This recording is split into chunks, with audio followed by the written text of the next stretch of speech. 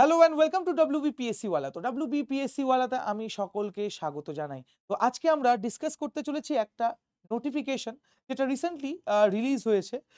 তো এই নোটিফিকেশনটা রিলিজ করেছে West Bengal cooperative service commission, যেখানে ৬টা সেন্ট্রাল কোঅপারেটিভ ব্যাংকের কিন্তু রিক্রুটমেন্ট হতে চলেছে। তার regarding form fill up start হয়ে গেছে। এই সম্পর্কিত একটা আমরা শর্ট নোটিফিকেশন দেখেছিলাম 25th অফ ডিসেম্বর 2024। তো এখানে কিন্তু অলরেডি ফর্ম ফিল আপ চলছে। কবে থেকে শুরু হয়েছে? না 28 জানুয়ারি 2025, যেটা চলবে 27 ফেব্রুয়ারি 2025 পর্যন্ত। তো কি এই নোটিফিকেশনে রয়েছে, ভ্যাকেন্সিস কত রয়েছে, কি পোস্ট, স্যালারি কত, এক্সাম প্যাটার্ন কিরকম, কারা এই এক্সামের জন্য এলিজেবল, তো সমস্ত কিছু থাকছে এই সেশনে। ঠিক আছে? আর তোমাদের যা কিছু ডাউট থাকবে অবশ্যই কমেন্ট সেকশনে লিখে জানাবে। চেষ্টা করব প্রত্যেকটা কমেন্টের আনসার করার। তো চলো শুরু করি এই নোটিফিকেশনটা, যেখানে দেখতেই পাচ্ছ তোমরা ফর্ম ফিল আপ স্টার্ট হয়ে গেছে 28শে জানুয়ারি। ফর্ম ফিল আপ কবে থেকে স্টার্ট হয়ে গেছে? না ফর্ম ফিল আপ কিন্তু স্টার্ট হয়ে গেছে 28 jan 2025, আর যেটা চলবে 27শে ফেব্রুয়ারি পর্যন্ত। ঠিক আছে? টোটাল কটা ব্যাংক রয়েছে? শুরুতেই বলেছি 6টা সেন্ট্রাল কোঅপারেটিভ ব্যাংক, যেখানে Nadia district central cooperative bank limited, Hooghly district central cooperative bank limited, Purulia central cooperative bank limited, Jalpaiguri central cooperative bank limited, Malda district cooperative bank limited, district central cooperative bank limited, Raiganj central cooperative bank limited. তো এই total 6টা cooperative bank, যেখানে কোন ব্যাংকে কতগুলো vacancies রয়েছে সেটাও কিন্তু আমি তোমাদের সাথে আলোচনা করব। তো সবার প্রথমেই বলে দিই, এই যে এক্সাম যেটা হতে চলেছে, এই এক্সামের জন্য কারা এলিজিবল বা কারা এই ফর্ম ফিল আপটা করতে পারো। তো যারা graduate from any discipline, from any recognised university, they are eligible to appear this exam. তো এই এক্সামের জন্য কারা এলিজিবল? না যারা গ্র্যাজুয়েশন কমপ্লিট করেছো বা যারা গ্র্যাজুয়েট, তারা কিন্তু এই পোস্টগুলোর জন্য কিন্তু এলিজেবল। তাহলে কি পোস্টে এখানে রিক্রুটমেন্ট হতে চলেছে? তো চলো, তোমরা যখন এই নোটিফিকেশনটা দেখবে, তো প্রত্যেকটা যে সেন্ট্রাল কোঅপারেটিভ ব্যাংক রয়েছে, ডিস্ট্রিক্ট সেন্ট্রাল কোঅপারেটিভ ব্যাংক রয়েছে, তো তার এগেইনস্টে কত ভ্যাকেন্সিস রয়েছে পুরো ডিটেলে কিন্তু দেওয়া রয়েছে। আর এক্ষেত্রে তোমাদের বলে রাখি, এই যে পোস্টগুলো রয়েছে সেক্ষেত্রে কিন্তু স্যালারি একরকম নয়, সেটা বিভিন্ন রকম রয়েছে। আমি তোমাদের সাথে শেয়ার করে দিচ্ছি। তো প্রথমেই রয়েছে Nadia Nadia district central cooperative bank limited, যেখানে অ্যাসিস্ট্যান্ট গ্রেড 1 ক্লারিক্যাল পোস্ট, যেখানে টোটাল ভ্যাকেন্সি তোমরা দেখতে পাচ্ছ 16, UR 7 মানে আনরিজার্ভ ক্যাটাগরি 7, EWS 1, ST একটা, SC 3টে, OBC A 2টো, OBCB 2টো। তো টোটাল 16টা ভ্যাকেন্সি। ঠিক আছে? যেখানে তোমরা দেখতে পাচ্ছ ইন্ডাকটিভ গ্রস পে, যেখানে ৩৮,৩৪০ টাকা, এটা হচ্ছে গ্রস পে তোমরা বলতে পারো। আনরিভাইজড, যদিও আনরিভাইজড বলা হচ্ছে এখানে। কোয়ালিফিকেশন কি? না কোয়ালিফিকেশন আমরা যেটা দেখতে পাচ্ছি যে গ্র্যাজুয়েট হতে হবে। গ্র্যাজুয়েট হতে হবে from any discipline, from any recognised university. আর তার পাশাপাশি বেসিক কম্পিউটারের কিন্তু নলেজ থাকাটা প্রয়োজন। ঠিক আছে? Basic knowledge in computer, having at least 6 month certificate course in computer application. তো মোটামুটি 6 মাসের একটা কিন্তু কম্পিউটার সার্টিফিকেট মানে কোর্স বা তার একটা সার্টিফিকেট কিন্তু এখানে তোমাদের প্রয়োজন হবে। ঠিক আছে?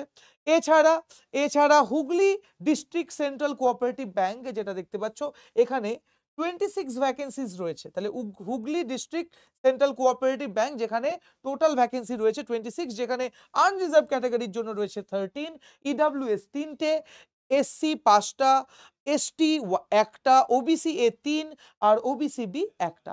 তো এটাও কিন্তু ক্লারিক্যাল ক্যাটাগরি বলতে পারো, যেখানে গ্রস পেমেন্ট দেখতে পাচ্ছ 34,615, যেখানে গ্র্যাজুয়েট। আর এখানে কি বলেছে না বেসিক কম্পিউটার নলেজ থাকতে হবে, যেখানে MS অফিস বা এক্সেল এ ধরনের কাজ জানতে হবে। ঠিক আছে? এছাড়া আমরা দেখতে পাচ্ছি Malda district central cooperative bank, যেখানে অ্যাসিস্ট্যান্ট গ্রেড 2, টোটাল 26 পোস্ট। এটা কিন্তু ক্লারিক্যাল পোস্ট বাট গ্রেড কিন্তু 2, সেই জন্য এর রিফ্লেকশনটা তোমরা দেখতে পেয়ে যাবে স্যালারিতে 40,409। গ্র্যাজুয়েট ফ্রম এনি ডিসিপ্লিন আর বেসিক কম্পিউটার নলেজ থাকতে হবে, যেখানে 6 মাসের কিন্তু একটা মিনিমাম কোর্স করে থাকতে হবে কম্পিউটারের, ঠিক আছে, বেসিক কোর্স থাকতে হবে। এছাড়া Jalpaiguri central cooperative bank clerical cadre 4টে মাত্র ভ্যাকেন্সি, যেখানে আনরিজার্ভ ক্যাটাগরির জন্য 2টো, এসসির জন্য 1টা আর এসটিতে 1টা। এখানে তোমরা দেখতে পাচ্ছ স্যালারি 58,644।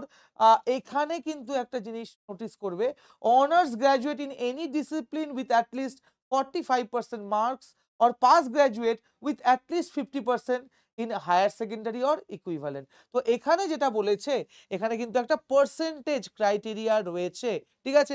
কি ক্রাইটেরিয়া? না, honours graduate in any discipline with at least 45% marks, আর যারা পাস গ্র্যাজুয়েট রয়েছে তাদের বলেছে অ্যাটলিস্ট 50% মার্কস থাকতে হবে হায়ার সেকেন্ডারিতে, আর diploma in basic computer knowledge, কম্পিউটারে কিন্তু ডিপ্লোমা করে থাকতে হবে, ঠিক আছে। কম্পিউটারে কিন্তু বেসিক কম্পিউটারে ডিপ্লোমা মানে 6 মাসেরই একটা কোর্স কিন্তু করে থাকতে হবে, ঠিক আছে। আচ্ছা, next Raiganj central cooperative bank, Raiganj central cooperative bank, যেখানে তোমরা দেখতে পাচ্ছ ভ্যাকেন্সি রয়েছে কটা না, 60টা ভ্যাকেন্সি রয়েছে। ক্লারিক্যাল ক্যাডার, যেখানে আনরিজার্ভ ক্যাটাগরির জন্য 2টো, ইডব্লিউএস ক্যাটাগরিতে রয়েছে 1টা, এসসি 2টো, এসটি 1টা, ওবিসি 1, ঠিক আছে। স্যালারি কত না 42,949, তার মানে একটা ভালো স্যালারি কিন্তু রয়েছে, যেখানে গ্র্যাজুয়েট হতে হবে ফ্রম এনি ডিসিপ্লিন, আর এক্ষেত্রেও কিন্তু 6 মাসের একটা কম্পিউটার কোর্স করে থাকতে হবে। পুরুলিয়া সেন্ট্রাল কোঅপারেটিভ ব্যাংক দেখতে পাচ্ছ এরপর, যেখানে 6টা ভ্যাকেন্সি, 3টে আনরিজার্ভ ক্যাটাগরি, এসসি এসটি একটা একটা করে, ওবিসি অ্যাক্ট, যেখানে ক্লারিক্যাল পোস্ট, স্যালারি 21,883 টাকা, ঠিক আছে। গ্র্যাজুয়েট ফ্রম এনি ডিসিপ্লিন আর বেসিক কম্পিউটার নলেজ থাকতে হবে। তো আশা করি বোঝা গেল যে এডুকেশনাল কোয়ালিফিকেশন কি থাকতে হবে। এবার তোমাদের মনে প্রশ্ন যে এজ কি, এজ লিমিট কি, কারা এই এক্সামের জন্য এলিজিবল, সেটা আমরা তো দেখে নিলাম যে গ্র্যাজুয়েট, যারা গ্র্যাজুয়েট কমপ্লিট করেছে তারা এলিজিবল, তার পাশাপাশি কিন্তু কম্পিউটার কোর্স করে থাকতে হবে মিনিমাম 6 মান্থের, ঠিক আছে। তো এখানে এজ লিমিট সম্পর্কে বলি, যেখানে লোয়ার লিমিট যদি বলি তাহলে 18, আর আপার লিমিট হচ্ছে 40 ফর দ্য আনরিজার্ভ ক্যাটাগরি। আর এসটি এসসি ওবিসি, একটা ইন্টারেস্টিং ফ্যাক্ট দেখো যে এসটি এসসি ওবিসি তো প্রত্যেকের জন্যই কিন্তু 5 বছরের রিল্যাক্সেশন রয়েছে। ইউজুয়ালি আমরা যেটা জানি যে ওবিসিদের জন্য 3 বছর থাকে, এসটি এসসিতে 5 বছরের একটা এজ রিল্যাক্সেশন থাকে, কিন্তু এখানে ওবিসি এসটি এসসি সকলের জন্যই কিন্তু 5 বছরের একটা রিল্যাক্সেশন রয়েছে। এক্সকিউজ মি, ইডব্লিউএস ক্যাটাগরির ক্ষেত্রে কিন্তু জেনারেল ক্যাটাগরির মতোই 18 থেকে 40, তাহলে 18 থেকে 40 হচ্ছে এজ লিমিট। গ্র্যাজুয়েট হতে হবে, মানে গ্র্যাজুয়েশন কমপ্লিট থাকতে হবে, আর তার পাশাপাশি কম্পিউটার এর একটা বেসিক কোর্স বা তার একটা সার্টিফিকেটও কিন্তু থাকতে হবে, ঠিক আছে। তাহলে আশা করি এটা ক্লিয়ার। নেক্সট আমরা সেগমেন্টে চলে যাই যে আমরা কি করে একটা অ্যাপ্লাই করব।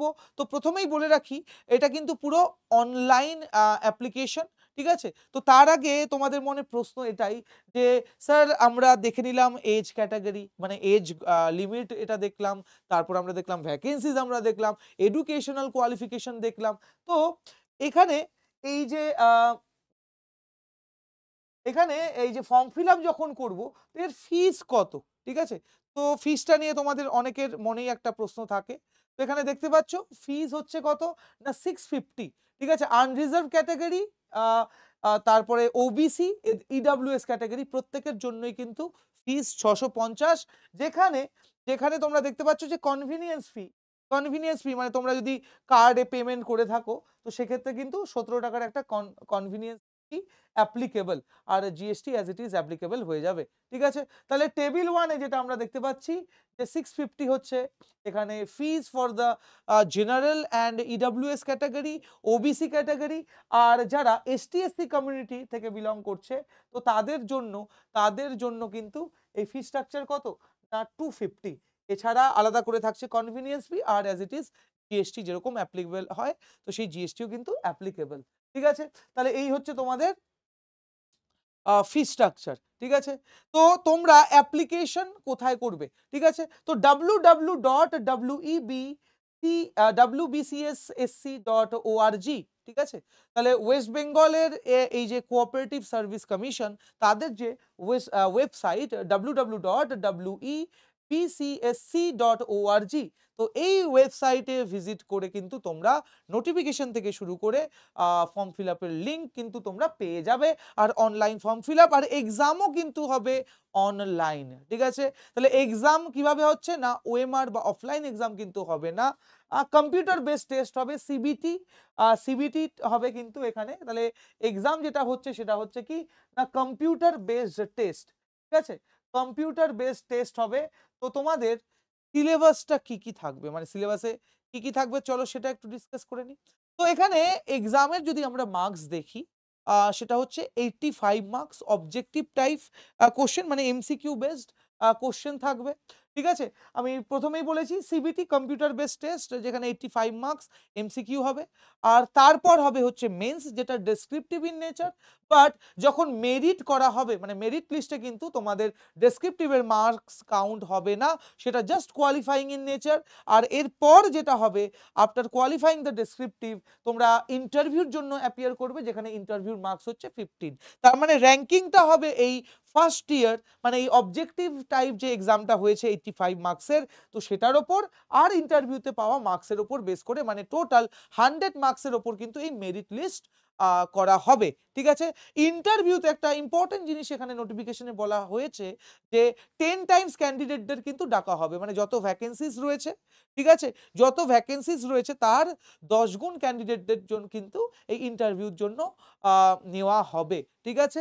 তো যাই হোক, তো আমরা যেটা দেখতে পাচ্ছি যে ফুল মার্কস কত না 85 মার্কসের। তো এখানে সাবজেক্ট কি কি রয়েছে, সাবজেক্ট কি কি রয়েছে না, Bengali, English, mathematics, general knowledge, clerical general knowledge, আর আমরা কি দেখতে পাচ্ছি, ক্লারিক্যাল অ্যাপটিটিউড। তো এখানে একটা জিনিস কিন্তু ক্লিয়ার করে দিয়েছে, একটা জিনিস কিন্তু আমরা দেখতে পাচ্ছি যেটা ক্লিয়ার করে দিয়েছে, যে ম্যাথমেটিক্স আর হচ্ছে জিএ, ক্লারিক্যাল অ্যাপটিটিউড যেটা, মানে এটাও ম্যাথমেটিক্সই, ঠিক আছে?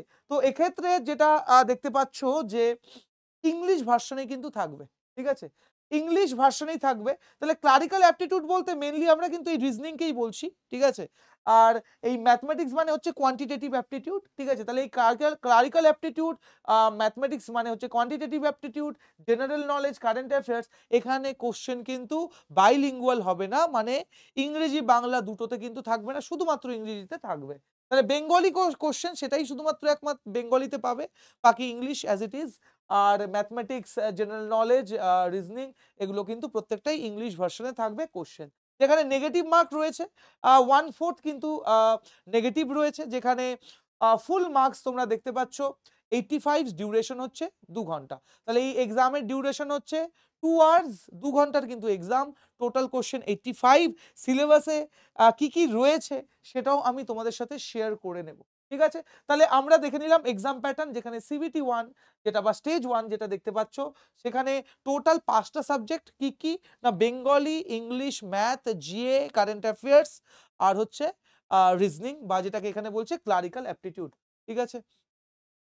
আচ্ছা, এরপর যারা কোয়ালিফাই করবে তো তারা সেকেন্ড স্টেজের জন্য এলিজিবল, যে ক্ষেত্রে বলা হচ্ছে যে এই যে কোয়ালিফাইং নেচারের যে ডেসক্রিপটিভ, সেখানে 30% কিন্তু তোমাদের পেতে হবে, তার মানে 50-এ মিনিমাম 15 পেতেই হবে, ঠিক আছে?